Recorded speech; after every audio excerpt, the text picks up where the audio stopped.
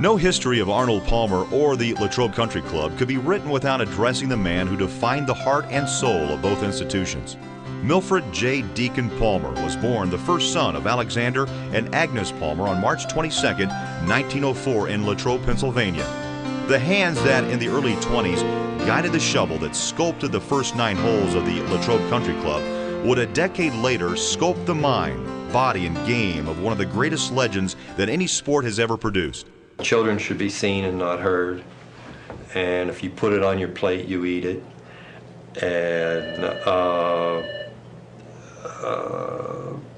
you know, to get the car, my God, to get the car, you practically had to die, you know, or need to go to the hospital. You know, it was pretty tough. My dad had principles, and as long as you were under his roof, you lived by his principles. I mean, there was no getting out of it. You lived by his principles, and if you didn't want to, then you didn't have to be, you know, I mean, it's the old story. You didn't have to be there. It's your choice. We all wanted to be there. In 1921, Deacon was a member of the construction crew for the 9-hole golf course that was being built by the Latrobe Electric Steel Company.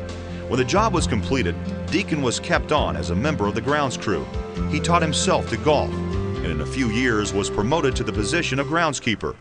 He was the water boy for the laborers that built the golf course back in about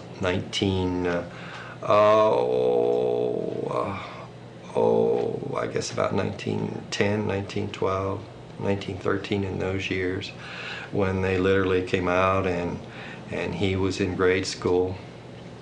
He started out as a laborer and he carried water for them. Is that right? He stayed on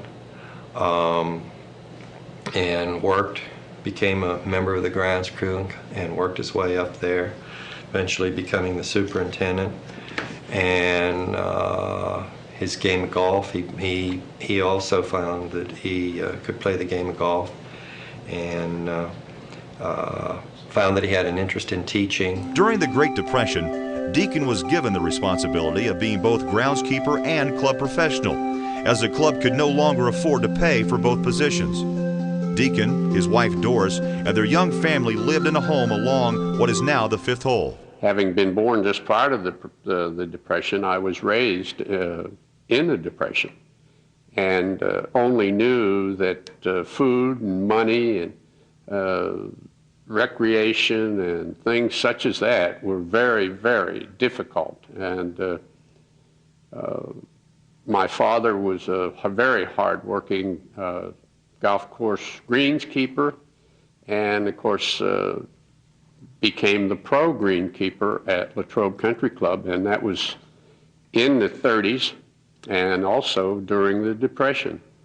And I can recall much difficulties in being raised in those days. He was a tough taskmaster, and but I suppose that I appreciated him more because he always had food on the table, and it was fun. If I would have looked back and I look at life today, and I look how children are raised today versus how we were raised in those days, and I think that we probably had the best of it. And you can say, why would you say that? Well, because the family was very close, and we did things together. We went to a movie once a week.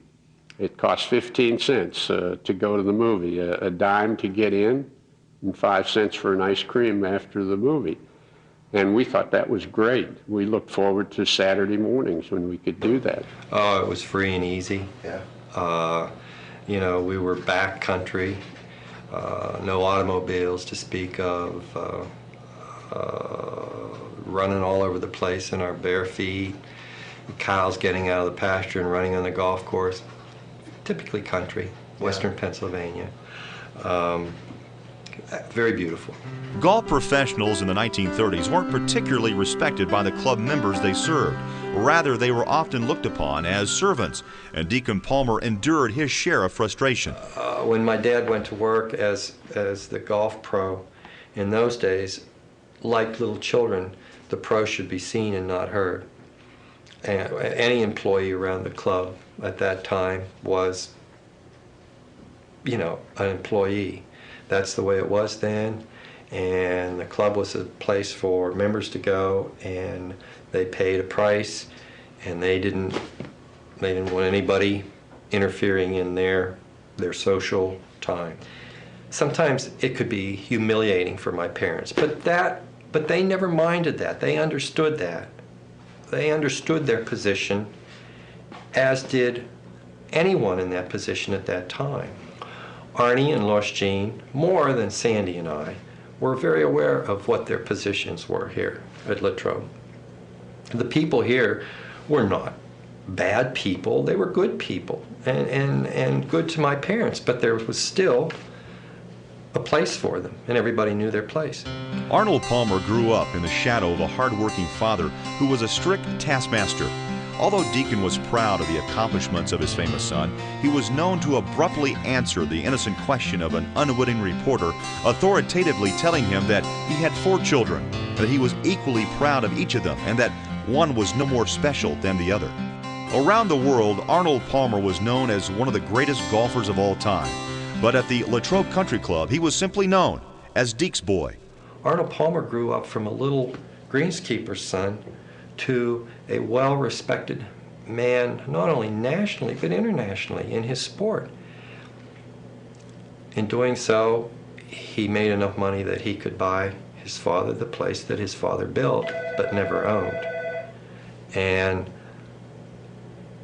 my father, appreciated it probably more than he would ever be able to, or I would be able to say.